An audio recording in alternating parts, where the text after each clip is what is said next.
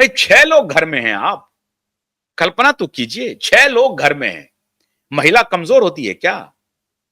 ये जो माननीय ये हैं, ये शराबी, नशे में धुत रहने वाली, ये कमजोर आपको दिख रही है क्या? कमजोर दिख रही है क्या? एक चपाता अगर आराम से ठीक से लगा दे ये, तो लोगों को गस आ जाए। देखने से गस नहीं आएगा, देखने से तो देखता रह जाएगा। आप समझे बात को? करीना कपूर के सामने कोई जाए तो करीना कपूर को देखता रह जाएगा ना, लेकिन करीना कपूर का अगर चपत लगेगा तो लोगों को गस भी लग सकता है। साहब इतनी कमजोर नहीं है, फूल की बनी हुई नहीं, मत समझिए आप इन्हें। ये जीरो फिगर मेंटेन करती है, बजाबता जिम जाती है, पूरी तरह से खान पान सब कुछ टाइट बिल्कुल ठीक रहता है इनका। पूरी तरह से फिजिकली फिट करीना कपूर, पूरी तरह से फिजिकली फिट माननीय सैफ अली खान, और इनके साथ भी जो लोग थे वो भी साहब बादाम ही खाते होंगे इनके घर में। अब इनके जो हेल्प हैं वो कोई छोटे मोटे तो हेल्प नहीं है, लाखों की सैलरी होती है इन लोगों के यहाँ हेल्प की। हमारे एक मित्र हैं, वो तो कह रहे थे कि साहब बड़े लोगों का मैं मुहासिब बन जाऊं, मुहासिब का मतलब उनका मुलगवा बन जाऊं, ये मेरी जीवन की सबसे बड़ी ड्रीम है। और क्योंकि वो सबसे शानदार काम होता है, काम करना कुछ नहीं है, आगे पीछे उनका हल्का फल्का हेल्प करना, खाना बना देना, ये करना वो करना। तो ये शारीरिक रूप से ये लोग भी मस्त थे, तंदुरुस्त थे। कोई इस व्यक्ति, अच्छा अब ये कंफर्म हो चुका है कि एक ही व्यक्ति था पुलिस के हिसाब से। पहले तो कनौजिया था, कनौजिया की जिंदगी बर्बाद की मुंबई पुलिस ने, फिर इसको पकड़ लाया, और ये बेचारा जो है वो किसी काम का नहीं है, मैं दावे के साथ कह सकता हूं। तो शरीफुल इस्लाम को ये 6 लोग मिलकर के नहीं पकड़ सके, और जहांगीर के कमरे में बंद होकर के फिर भाग गया, और कोई न बाहर का सीसीटीवी फुटेज ना इधर, एक सीसीटीवी फुटेज कहीं से ला करके उसको दिखा दिया।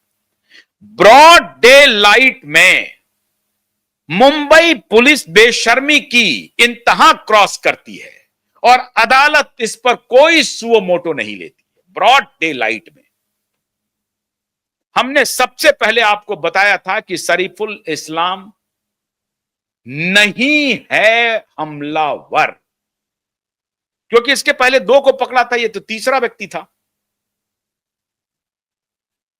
पूरी मुंबई पुलिस ने कहानी बनाई, झूठी कहानी बनाई, इंश्योरेंस कंपनी ने पैसे बनाए, हॉस्पिटल का वारा न्यारा हुआ, वहां पर वही बैठा हुआ था इंसान परमवीर सिंह, जिसने फिर फोर्जरी किया।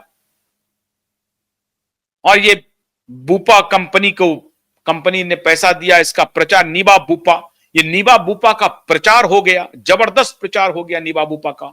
एक ही दिन में नीबा बूपा एकदम टॉप पे पहुंच गया कि 4 घंटे में जो भी कंप्लेन है उसको सेटल करते ही है ये इंश्योरेंस कंपनी। ये देखिए इसके तो भाई सैफ अली खान भैया इनको इंश्योर किया हुआ था इस इंश्योरेंस कंपनी ने। सैफ अली खान के पास इंश्योरेंस था नीबा बूपा का। चलो नीबा बूपा लेते हैं, नीबा बूपा का मिलियंस का प्रचार हो गया 1-2 दिन के अंदर में ही। लेकिन नीबा बूपा को जो खत लिखा था डॉक्टरों ने, उसका जवाब नहीं दिया। इंश्योरेंस रेगुलेटरी अथॉरिटी ने कोई जवाब नहीं दिया, उसका कोई जवाब नहीं है, कहीं पर नहीं है। अरे उसको भी भूल जाइए। आखिर अब शरीफुल इस्लाम कहां है? मैं ये टेस्ट केस आपके सामने रख रहा हूं, इसलिए मुझे कोई दिलचस्पी नहीं है सैफ अली खान को जिक्र करने का या शरीफुल के केस को लाने का। मैं सिर्फ आपको यह ला रहा हूं कि ये जो अदालत में जो एडवोकेट ने कहा कि the country is burning with judiciary, मैं सिर्फ उनको सिर्फ एडिट करना चाहता हूं। The country is not burning with only judiciary, rather with the whole rotten system of the country. पूरा सिस्टम रॉटन है। कौन कौन नहीं है शामिल? देखिए पुलिस का करतूत देखिए, इंश्योरेंस कंपनी का देखिए, हॉस्पिटल का देखिए, डॉक्टर का देखिए, बेईमान भ्रष्ट डॉक्टर का देखिए। 4 दिन के बाद लायन की तरह जो आए थे वही लायन की तरह वो जाने भी लगे, जिसके बारे में कहा गया कि स्पाइनल कॉर्ड का बस 1 इंच बाकी रह गया था। स्पाइनल कॉर्ड को अगर टच कर जाता और उससे अगर कुछ लिक्विड बाहर आ जाता तो वो पैरालाइज भी हो सकते थे। एक कहानी बनाई गई। क्यों? क्योंकि 25 लाख रुपए तसीलने थे। किनसे? इंश्योरेंस कंपनी से। 25 लाख रुपए 4 दिन में। सोना खा गया, हीरा खा गया, कौन सी दवा लगा दिया, आज तक डिटेल नहीं आया कि भाई सर्जरी, तुम स्वीट में रहते थे तो स्वीट में पर डे का कितना चार्ज हो सकता है? लाख रुपए क्या पर डे का स्वीट था क्या?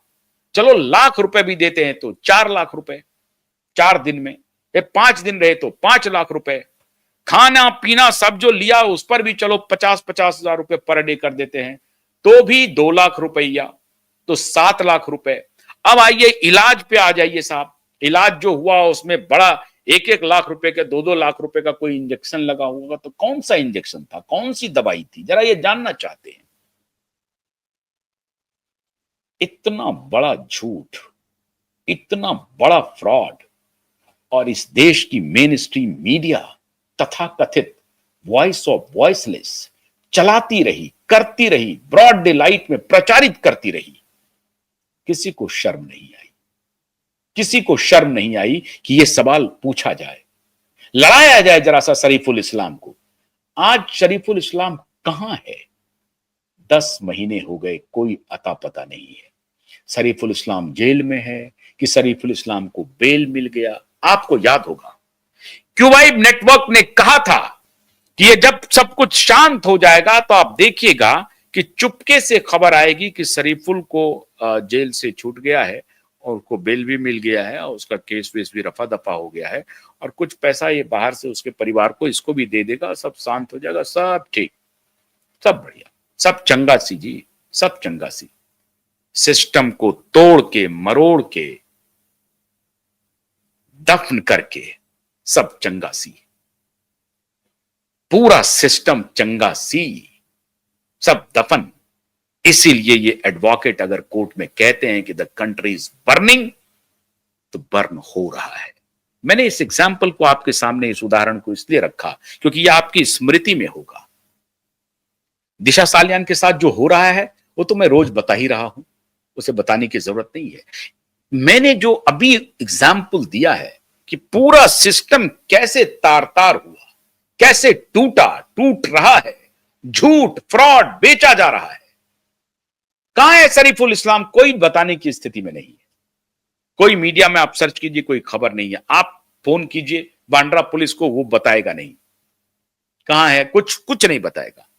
शरीफुल इस्लाम सीन से गायब है।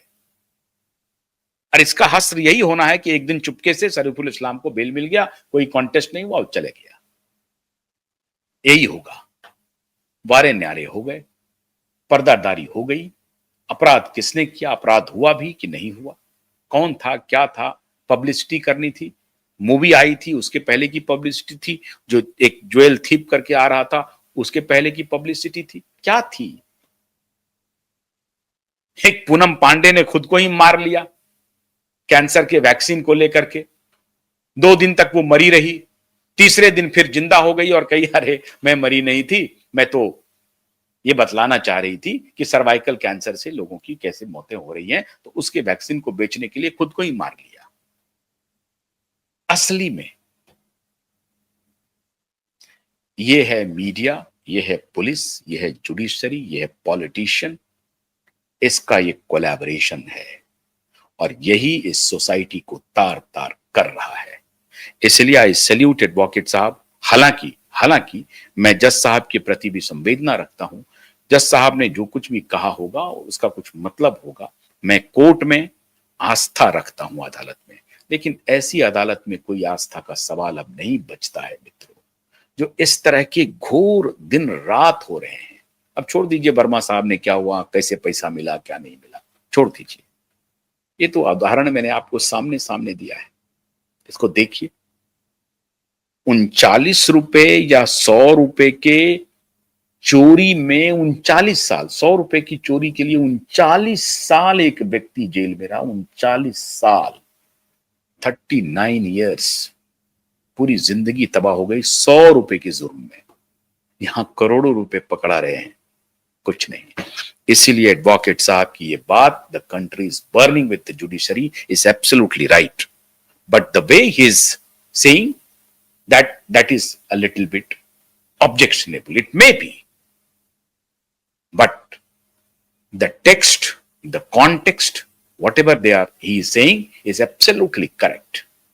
यही होगा मिलॉर्ड। इसलिए मिलॉर्ड सतर्क होने का वक्त आ गया है। देखिए, इस व्यवस्था को बचाइए। बहुत बहुत शुक्रिया। नमस्कार।